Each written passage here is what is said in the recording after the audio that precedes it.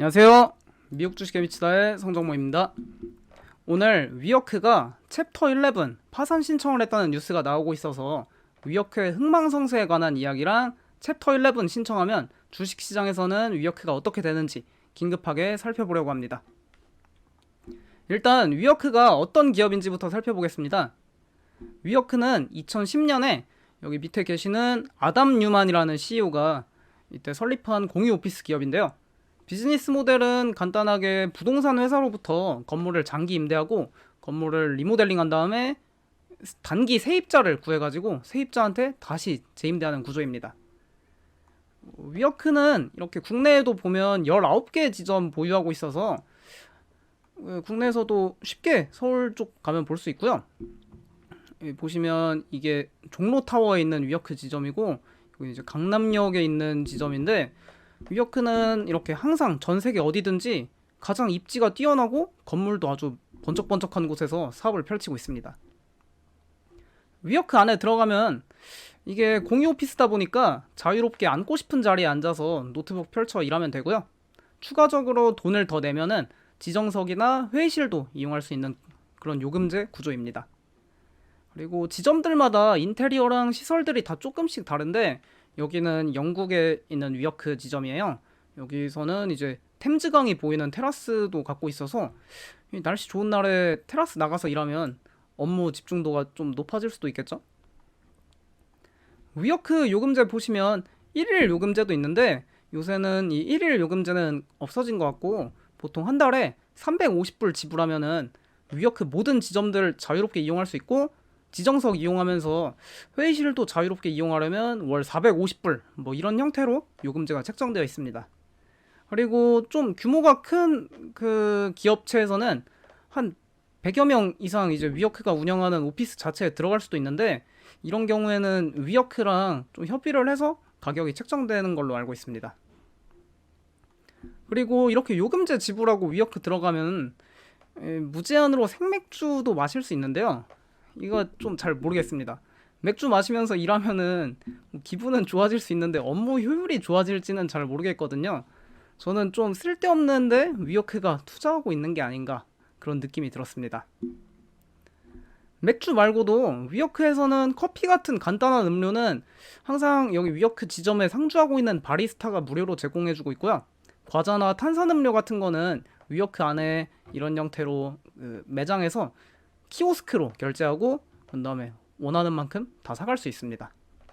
일하면서 멀리 이제 편의점 같은 데 안 나가도 과자나 음료수 사 먹을 수 있으니까 이런 거는 꽤 괜찮은 그런 아이디어 같기도 합니다.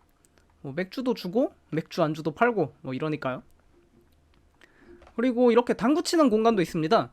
뭐 이게 밥 먹고 와서 여기서 가볍게 당구 한 판 치는 거 충분히 괜찮은 아이디어 같습니다. 그리고 탁구 치는 공간도 있는데요. 일하다가 중간에 좀 뭐 스트레칭도 하고 싶고 같이 그 이제 팀워크 좀 키우고 싶다 하면 탁구 한 판 치는 거, 이것도 나쁘지 않습니다. 근데 이렇게 농구 코트가 있는 위어크 지점도 있거든요. 이건 좀 선 넘은 것 같은데, 사람들 일하는 공간에 이렇게 가운데 농구장도 있습니다. 뭐 일하다가 농구 한 게임 하면은 여기 위어크에 있는 사람들끼리 친해질 수도 있는데, 여기 위어크가 일하러 가는 곳이지 놀러 가는 곳이 아니잖아요. 그리고 상하이에는 이렇게 스크린 골프룸이 있는 위어크 지점도 있습니다. 당구, 탁구, 뭐 농구, 골프까지 다 칠 수 있으면은 이게 공유 오피스가 아니라 뭐 스포츠 몬스터 같은 그런 스포츠 복합 센터라고 해도 이상하지 않은 것 같은데요. 그리고 이거 그 무슨 조정 머신 뭐 그런 거라 해야 되나, 이 오피스가 아니라 약간 태릉 선수촌 같은 그런 느낌도 있습니다. 그리고 사우나랑 목욕탕이 있는 지점도 있는데요. 이게 갑자기 직장 동료들이랑 일하다가 목욕탕 가서 친목 도모하는 것도 아니고, 너무 위어크가 이 규모를 확장하고 우리 너무 혁신적인 그런 사무실 임대 기업이다 하는 걸 홍보하기 위해 좀 사람들이 많이 이용하지도 않을 것 같은 쓸데없는데 돈을 너무 많이 지출하고 있는 모습입니다. 그리고 이것도 위어크 지점에 있는 건데, 여기 인도 위어크 지점이에요. 이렇게 루프탑 수영장도 있는데 이게 누가 갑자기 일하다가 뭐 수영복 입고 비키니 입고 이 루프탑 수영장 가서 사진 찍고 수영할 거 아니잖아요. 또 여기는 이제 국내에 있는 위워크 지점인데 암벽 등반이 있는 곳도 있어요.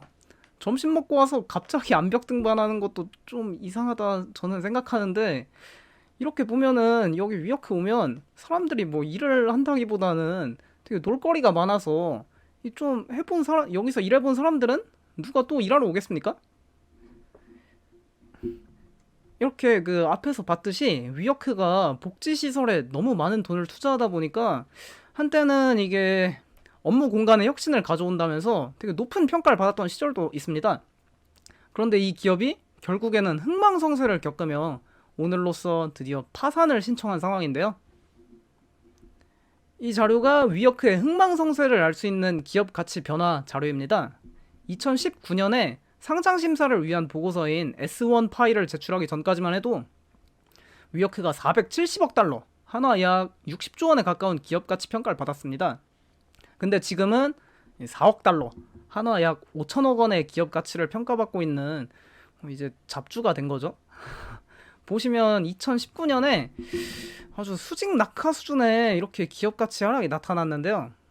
그 이유가 이 2019년에 상장하려고 제출한 S1 파일 보니까 얘네가 매출만 급성장하고 있고 적자가 계속해서 어마무시하게 커지고 있는 겁니다.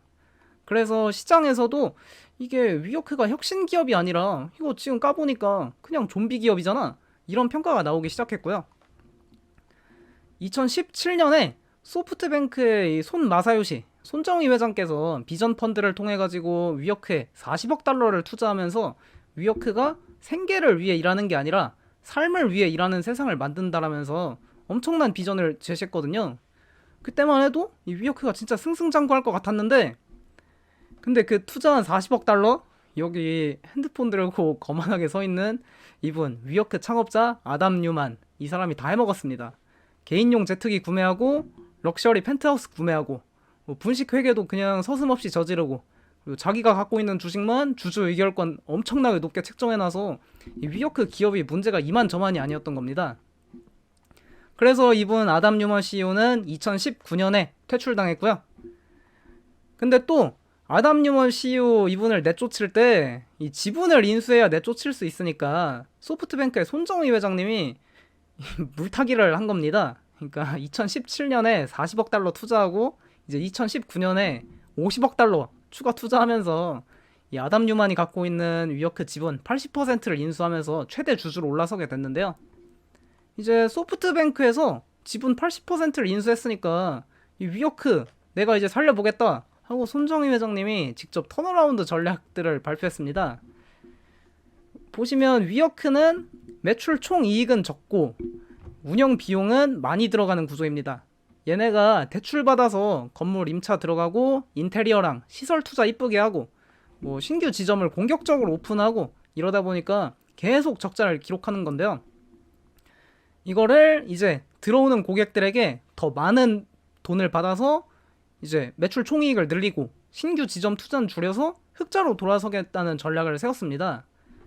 그러니까 소프트뱅크 입장에서는 지금 당장의 손실은 미래 수익이 더 커지기 위한 투자일 뿐이라고 되게 자신감을 표출했는데, 2019년 말에 이 엄청난 악재가 찾아왔죠.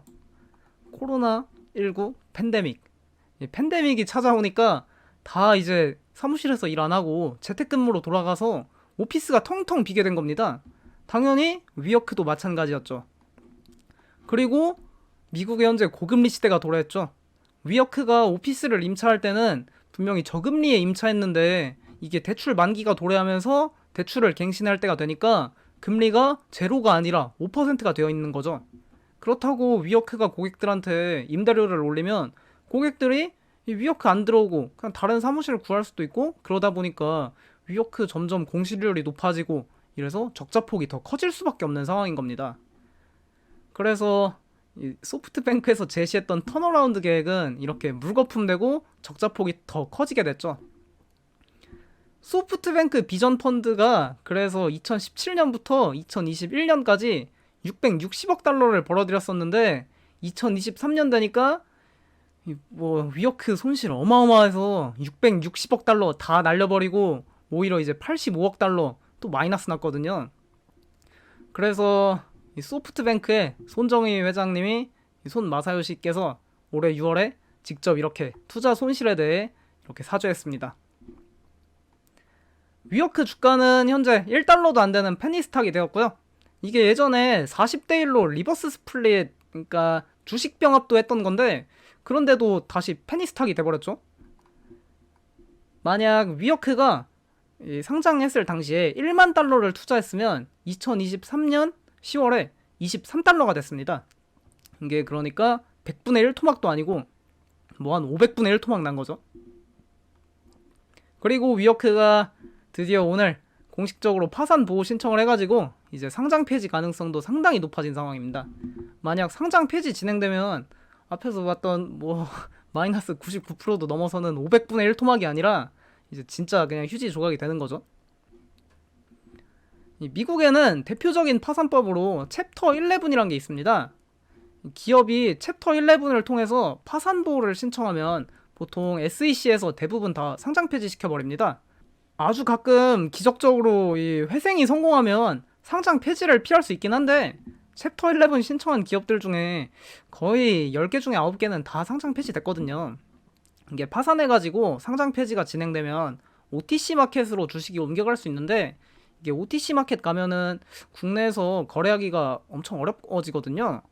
뭐 간혹 가다가 예전에 BBBY, 이거 베스트 베스앤 비욘드 이거 파산할 때 재상장하면 돈 번다 뭐 이런 헛소리 하던 분들도 있었는데 배드베스앤 비욘드는 OTC 마켓에 옮겨가고 지난달 10월 초에 이거 상장 폐지됐거든요.